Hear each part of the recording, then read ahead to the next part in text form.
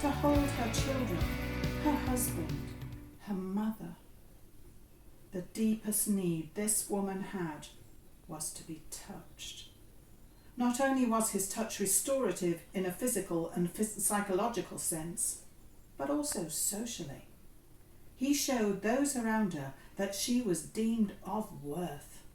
He called her daughter, the highest honour he could bestow, and thereby gave her back her rightful place in society. Mark awakens us to the abundant healing grace of God in Jesus, the one who has authority over sickness and even death. In Jesus, there is hope, life, and community for all.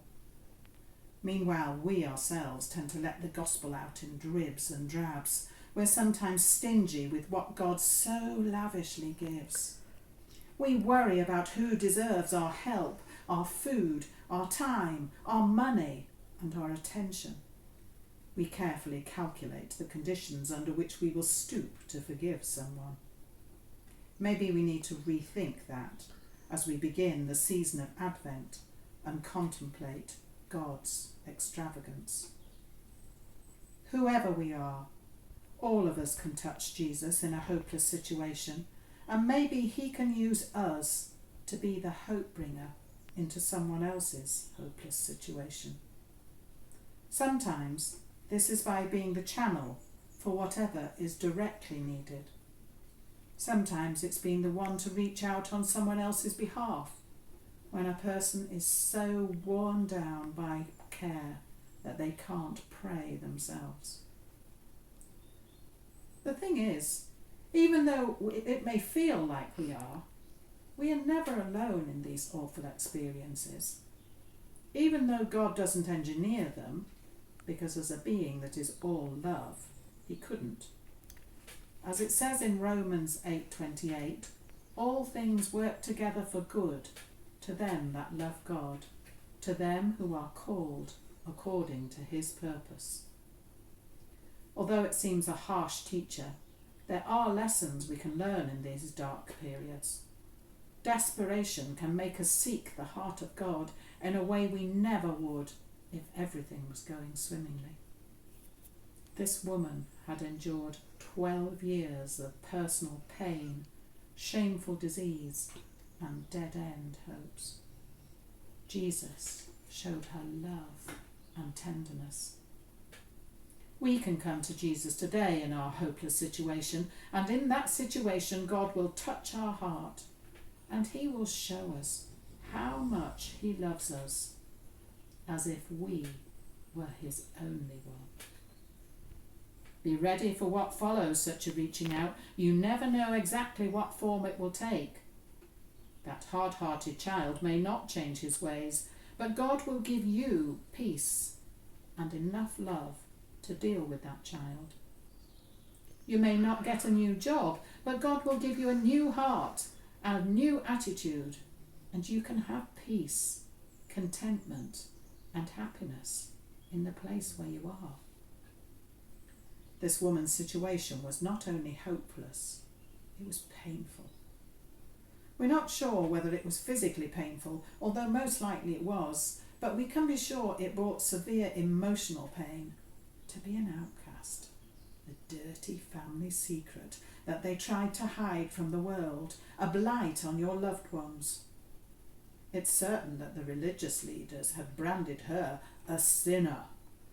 Society saw her sickness as evidence of her sin.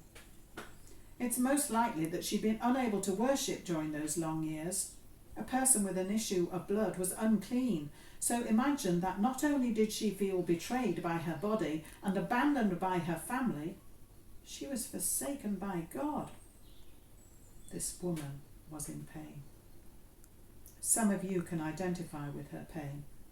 Some may know the pain of a failed pregnancy, a baby you wanted so much and lost. Maybe it's the pain of a failed marriage, a divorce. You may have tried everything you could do, but the divorce has left you feeling like a failure. Maybe you are dealing with the pain of an affair, yours or your spouse's.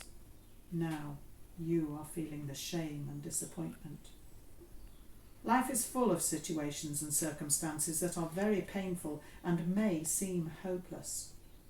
But remember, in her painful and hopeless situation, this woman touched him. So can you. So can I. No matter what we're going through, Jesus will respond to us just as he did to the woman in the story.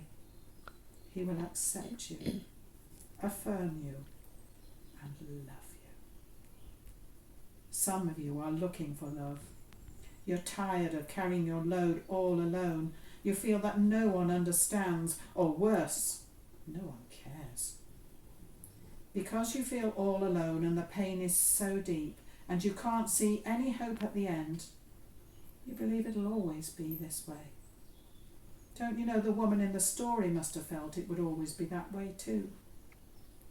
But there was just this one little part of her, way down, almost covered up by the doubt and the pain and the failures of the past. It was almost smothered out, but there was a tiny flame of hope that things could be better. Do you have that hope? That tiny hope, almost smothered, almost drowned out by your past? You can do like the woman. You can come to Jesus. Reach out and touch him in faith. Believe he loves you and will receive you and will help you. And just one more thing. You don't need a perfect faith to reach out and touch Jesus. Many have failed to touch Jesus because they felt they did not have the perfect faith. They felt they were disqualified because they did not have all the spiritual answers and the faith they should. Although the lady in the story had enough faith to hatch this desperate plan, she didn't have enough faith to believe she would be protected if she touched him openly. Just enough to touch his garment secretly. Did Jesus turn and rebuke her for a lack of faith? No. Did he ask her spiritual questions to see if she had enough knowledge?